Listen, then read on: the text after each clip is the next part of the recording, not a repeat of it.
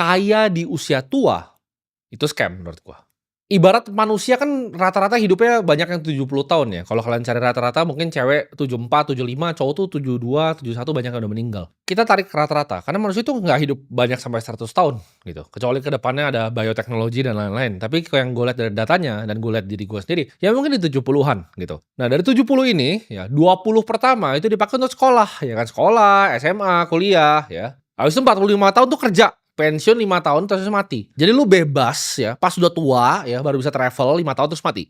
Itu bukanlah hidup yang gue mau. Ya jadi kalau ada orang yang bilang, "Oh tapi orang kaya yang ini yang udah tua ini bilangnya sabar, kaya nanti." Ya itu mereka aja, jangan gue. Gue nggak mau cuman bebas 5 tahun. Gue dari umur 22 tahun tuh udah bebas ya. Gue bisa beli supercar yang gue mau, gue punya rumah yang enak, gue tinggal di tempat tinggal yang bagus, ya gue bisa ajak orang tua gue keliling dunia. Karena semua orang tuh tahu, kekayaan sesungguhnya itu cuma waktu. Jadi orang kaya ya, yang tua yang ngomong gitu, cuman iri sama anak-anak muda seperti gua.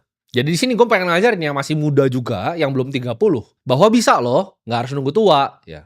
Karena zaman sudah berubah, sudah ada yang namanya teknologi. Kalian jangan mau ditipu sama kata-kata seperti itu, kaya harus tua, jangan mau ditipu, ya. Karena waktu itu selalu lebih berharga dibanding uang. Itulah kenapa mereka yang ngomong seperti itu masih naiknya private jet. Karena mereka tahu waktu lebih mahal dari uang.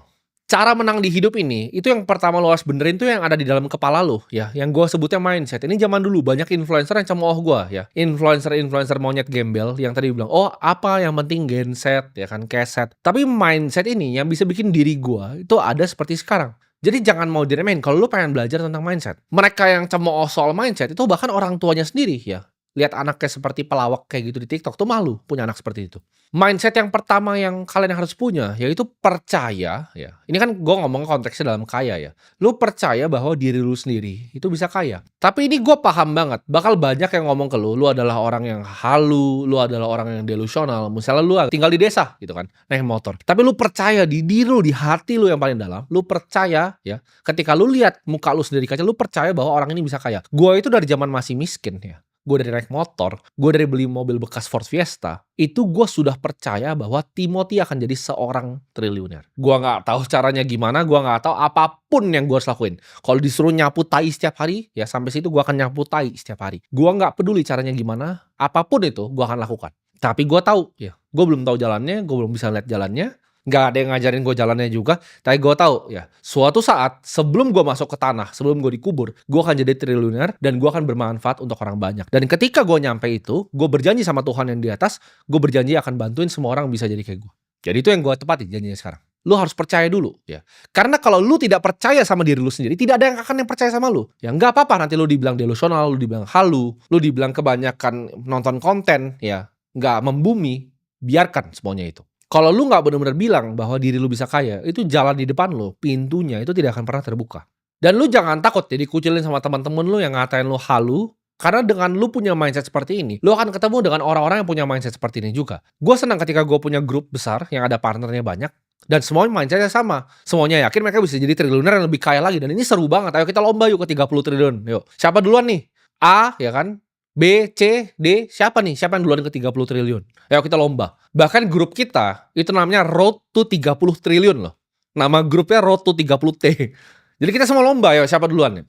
Jadi ketika lu punya mindset pemenang, lu akan dikelilingi oleh pemenang-pemenang di dunia ini. Ketika mindset lu, ini halu, itu halu, kan ketemu yang halu, yang cuma ngopi, ngerokok, jadi sampah. Jadi monyet, jadi badut di TikTok. Ketika gue punya pemikiran seperti ini, ya gue seperti sekarang, akhirnya gue ketemu banyak orang yang punya pikiran yang sama. Dan jadi seru malah, kita jadi lomba rame-rame. Ini adalah satu momen yang gue inget banget ya di hidup gue. Jadi waktu itu, ya itu gue bikin marketing agency, ya gue kerjain salah satu startup yang gue di mana gue di sana double job juga. Gue jadi marketing eksekutif ya di startupnya. Videonya sempat viral waktu itu, seliweran di mana-mana. Itu gue waktu itu naik mobil Audi A4. Itu mobil yang menurut banyak orang mungkin udah oke untuk anak seumur gue ya, baru lulus SMA naik Audi ya kan. Gue waktu itu meeting ya di sama klien gue inget banget mallnya di Central Park. Jadi kalau di Central Park itu di depannya itu ada taman ya kan, ada taman. Nah, jadi kalau ada parkir lobby ke depan sedikit itu ada taman. Itu gue waktu itu pengen parkir di situ, tapi mobil gue Audi. Gue nggak boleh parkir, jadi gue disuruh turun ke bawah ya kan. Yang ada muter itu baru parkir yang di atas dan gue jalannya agak jauh karena gue mau meeting di restoran yang ada di pinggir taman itu. Jadi gue harus kayak parkir ke atas, gue turun. Tapi pas di belakang mobil gue persis, itu gue inget banget ya. Ini dulu ya. Itu ada di belakang gue tuh ada Ferrari 458. Itu warna merah. Warna merah, dia ngedim gini mobil gue. Dia ngedim maksudnya dia memanggil orang security-nya. Mobilnya itu dikasih parkir di situ Dia turun ini kalau gua nggak salah mall-nya baru buka jam 11-an. Dia dikasih turun di situ ya, dia bawa cewek juga, dia turun di situ terus dia jalan, langsung masuk. Di situ gua mikir, kok ada orang bisa beli mobil, itu penghasilan gue bertahun-tahun, siang bolong begini, pagi mall-nya baru buka nih. Itu restoran tuh beneran baru masih siap-siap di jam 11 kalau nggak salah. Gue kan mikir, gue kesini tuh kebetulan siang-siang karena gue biasa di kantor kan, bisa di ruko itu gue di kantor. Gue mikir harusnya gue tuh kerja. Jam segini tuh gue jam kerja. Kok bajingan ini bisa naik supercar-nya ke sini dan dia nggak kerja gitu loh, dia bebas waktunya dan dia bawa cewek sini. Berarti kan dia mau makan doang gitu loh. Gue tuh makan tuh meeting gitu. Gue masih dalam konteks kerja. Di situ gue mikir. Dan pulang, gue inget banget, Audi gue itu mogok. Jadi mogok mobil gue di jalan. Dan gue harus nunggu panas-panas sambil towing balik. Di situ bener-bener momen yang bikin gue mikir bahwa oke, ada game lain untuk gue main di dunia ini. Gue itu jadi kepikiran terus ya. Sejak hari itu gue kepikiran terus, gue jadi panas ya. Gue panas akan kondisi gue sendiri. Kalau kalian banyak yang lihat seperti itu, kalian cuma biasa aja, oh ya doa. Atau makan kalian katain, oh sombong banget nih orang. Gue tuh nggak pernah ngatain, gue cuma kok bisa ya bajingan ini. Siang-siang lo anjing, siang bolong begini. Dia malah asik makan sama ceweknya. Dan gue tahu di hati gue pasti suatu saat bisa jadi dia. Gue tuh kalau udah taruh pikiran gue ke satu hal, gue yakin gue pasti bisa lakukan. Apapun itu ya, olahraga apapun ya, game apapun yang di dunia ini gue taruh otak gue yakin gue bisa. Jadi gue pikir situ, oke, gue yakin gue bisa seperti ini. Orang tuh kebanyakan udah akhirnya, oh rezeki diatur di atas. Enggak, kalau gue lihat kayak begitu ya, dia tahu cara dapetin rezekinya. Gue pengen bisa dapetin rezeki kayak dia. Gue panas setiap malam, gue pikir tuh gila anjing, dia bisa parkir kayak begini. Gue nggak pernah, gue disuruh muter-muter tuh. Padahal gue ngerasa waktu itu mobil gue nggak jelek-jelek banget, ternyata ada mobil lebih bagus yang bisa parkir di situ. Gue pas mau parkir di situ dibilang ini cuma bisa sebentar di sini. Padahal sebenarnya di situ dia emang bisa parkir gitu, tapi karena mobil gue mungkin lebih jelek gitu. Ada Ferrari yang bagus yang warna merah di belakang. Makanya gue sampai sekarang setiap lihat 458 kesel gue. Ah mampus lu mobil murah lu, gue sama hati gue gitu. Seneng gue, ya karena dulu gue nggak boleh parkir karena mobil itu, gitu. Dan setiap kali gue sering cerita, tiap kali gue jadi wedding organizer, ya gue liat orang makan, atau bahkan gue makan di restoran deh. Waktu gue punya agency, ya gue kan udah punya ratusan juta juga, dan gue income gue lumayan, gue dari market tuh dapat lumayan, ya. Jadi gue dapat agency, duitnya gue taruh di market, dari hasil gue jualan pomade, gue jualan sedotan tuh gue puter-puter terus di market, dan itu lumayan. Gue tuh bukan orang nggak punya duit. Zaman yang kalau kalian ingat ya, gue TikTok masih kutangan, itu gue taruh portofolio gue di samping, monthly gain gue tuh ratusan juta, ya. Itu gue bukan orang miskin gitu loh. Tapi kan gue gak bisa makan semena-mena. Ketika gue ke restoran steak, gue makan restoran yang steak yang 400.000. Itu ada orang pesen steak tuh 3,5 juta sebelah gue. Kan ada tiernya tuh kalau makan steak kan. Di restoran yang sama tuh ada yang 400.000, ya kan, yang misalnya yang US. Dan dia pesannya ini yang sirloin yang Hanwoo gitu, A5, yang Korea. Gue kayak anjing. Dia makan 3,5 juta, itu kan dibuka gitu, set ada box gitu. Ceweknya makan begitu juga gitu. Terus dia pesan botol wine yang gue gak tahu harganya berapa waktu itu. Yang pasti bawanya dalam tuh, makin dalam kan makin mahal. Gue liat gila, ini ngabisin uang gue yang gue dapat hari ini atau besok nih. Berarti kan itu cuman bagian kecil sekali dari uangnya. Kok bisa ada orang bisa buang-buang duit kayak gini? Gue tuh jadi panas. Tapi banyak orang liat kayak begitu malah benci, iri dan dengki. Ketika lu liat, oh ada Timothy nih kemarin, gue cuman bikin Insta story dong kalau gue pulang ke rumah. Oh viral dia lampunya 2 miliar, wah ribut orang. Karena lu nggak pernah berada di situ, gitu loh. Di teman-teman gue itu hal yang sangat biasa aja. Gue liat teman-teman gue pakai jam 8 miliar, jam 10 miliar, 19 miliar juga ada, biasa aja. Semuanya juga punya di circle gue. Tapi untuk orang seperti gue yang waktu pas gue naik Audi, gue liat yang kayak gitu, wah gue jadi panas. Gue pikirin terus. Nah mindset yang gue pengen kalian punya ya dari ini adalah lu marah. Marah itu bukan hal yang jelek. Lu kan selalu diajarin sama orang, oh jangan jadi orang yang pemarah. Timothy kenapa suka marah, kenapa begini? Jangan jadi orang yang pemarah. Salah lu. Lu harus marah sama diri lu sendiri. Ketika kondisi lu itu bukan seperti yang lu mau. Ketika dari zaman dulu, ini kita flashback dulu sebelum gua ketemu Ferrari itu. Zaman dulu gua marah kenapa nyokap gua harus bikin lemper. Nyokap gua kenapa harus jadi nyokap gua tuh yang bantuin gua. Kalau tanya Timothy orang tuanya kayak lu goblok banget gitu. Lu bisa nanya ntar kapan-kapan mak gua ajak sini. Dia itu yang bantu gua bungkusin pomade. Jadi ketika gua dapat orderan, mak gua ini orang rajin. Gue tuh kalau ngebungkus pakai bubble wrap tuh jelek. Itu nyokap gue yang bungkusin satu-satu. Terus dia boxin, gue tinggal antar ke dia nih. Dari gue nggak punya apa, dia bantu. Kenapa dia harus bantu begitu dan dia harus jualan lemper segala macam? Cuman untuk duit sewa rumah, cuman untuk duit makan. Rumah aja waktu nggak ada dia, harus bayar duit sewa, kejar duit sewa, rumah yang kecil sewa. Di situ gue marah, kok kondisi gue begini banget ya? Kok gue nggak bisa bahagian nyokap gue kayak orang-orang lain yang gue bayangin mobil-mobil yang mewah itu pasti bisa bahagian nyokapnya. Nyokap gue nggak pernah bisa travel. Ketika gue travel ya, gue bahkan dulu pas gue masih miskin, gue kira Bali adalah tempat yang nggak gitu bagus, karena guanya miskin. Cuman makan di tempat yang panas-panas, datang ke wisata yang banyak orang datang. Sekarang ketika gue punya duit, gue baru tahu seberapa mewah Bali. Ada hotel yang 50 juta semalam. Gue bahkan punya beach club di sana paling besar di dunia sekarang. Jadi gue kalau ngajak nyokap gue, ayo kita main ke Atlas. Kita lihat tempatnya mewah, bagus, bagus sekali Bali itu. Kalau lu punya duit, kalau nggak punya duit, hotelnya jelek. Di situ gue panas. Dan lu semua harus jadi panas, lu jadi marah, lu jadikan itu api yang membakar diri lu. Ketika lu lihat kondisi lu, ya lu lihat mobil lu naiknya apa, jelek, bahkan nggak punya mobil, naik motor, lu lihat pacar lu di belakang jelek, itu harus jadi api. Oh, gue pengen punya cewek yang cantik, gue pengen punya mobil yang bagus. Lu lihat nih, lu nyetir ya kan, stuck nih di tol jor gitu kan, naik LCGC, klakson-klaksonnya orang jadi marah lu kan. Lu harusnya marah tuh sama kondisi lu. Nggak akan ada manusia di bumi ini yang mau nyeret lu untuk kerja. Nggak akan ada manusia di bumi ini yang mau ngasih lu Ferrari. Lu sendiri aja nggak mau, lu sendiri nggak percaya lu bisa jadi kaya, lu nggak marah sama kondisi lu. Gua nggak akan di sini, gua keluar dari kamera, gua ambil leher lu, ya ayo kayak kita kerja gitu. Cuman lu yang bisa pukul pantat lu sendiri, oke hari ini saya harus bekerja. Karena orang tuh banyak yang malas bekerja sedikit udah capek mereka. Gue bingung gitu ngomongin lu gimana. Kalau lu emang udah nggak ada kemauan, lu cuma scroll TikTok, ujung-ujungnya apa? Ya lu bikin anak, habis itu lu minta bansos. Lu berharap ada orang lain, lu salahnya orang lain, lu salahin pemerintah begini, pemerintah begitu. Mau mereka coba bagaimana, lu kan salahin terus. Kenapa? Karena lu yang sampah. Lu cuma jadi pengemis, minta bansos dong, minta bansos dong, minta bansos dong. Gue dari dulu gak pernah minta-minta sama orang, lu baru kerja dikit, oh mental health. Itu kebiasaan yang kontol tuh gue kasih tau tuh. Orang yang nyontoh-nyontohin begitu, oh dikit-dikit ini mental health. Begini, begitu. Gue burn out. Saya capek, saya burn out. Kemarin gue hire editor, baru kerja 4 hari, gak bisa, burn out. Lu mati aja. Ada yang datang kayak gitu, gue mati lu, bagusan. Gak usah hidup, gak usah kerja sama gue, lu di jalan aja. Banyak orang nyari kerja, lu udah dapet kerjaan bagus gitu kan. Tapi capek bang kerjanya sampai malam. Anjing lu, gue belasan tahun kerja, ya sehari pun satu gue ngomong sini nggak ada gue libur, gue nggak pernah burn out, gue nggak pernah mental health tai anjing itu. Kecuali lu tentara, pernah kena bom temen lu PTSD itu boleh lu mental health. Selain itu lu tidak boleh ngomong ke gue, saya mental health, saya depresi, anjing lu. Kerja gitu, marah sama diri lu sendiri. Dan ini mindset gue pengen punya lu lagi ya. Tadi lu inget-inget gitu. Jadi ketika gue ngomong gini jangan cuman angin lewat gitu. Yang pertama lu harus percaya sama diri lu, yang kedua lu marah sama kondisi lu itu dulu. Ya itu jadi apinya tuh. Ketika lu ngerti konsepnya, lu paham polanya, lu bisa jadi sukses juga. Karena semua itu cuma di otak. Yang ketiga, biasain apa yang lu ucapkan itu lu jadiin kenyataan. Ketika gua nih ngomong, saya akan bikin 100 sekolah, itu akan gua jadikan kenyataan walaupun gua harus mati untuk lakukan itu. Ketika gue ngomong ke diri gue akan jadi triliuner. Gue akan jadi triliuner. Ketika gue bilang di SMA gue akan jadi yang paling jago main basket satu sekolah. Gue akan latihan sampai kaki gue kalau bisa patah di situ. Gue akan latihan. Gue bilang gue akan jadi shooter terbaik. Gue akan shoot sampai tangan gue kalau bisa patah. Jadi kalau gue ngomong sesuatu ke diri gue, itu self accountability-nya tinggi. Lu adalah orang-orang yang gak accountable. Bilang oke, gue mau sukses.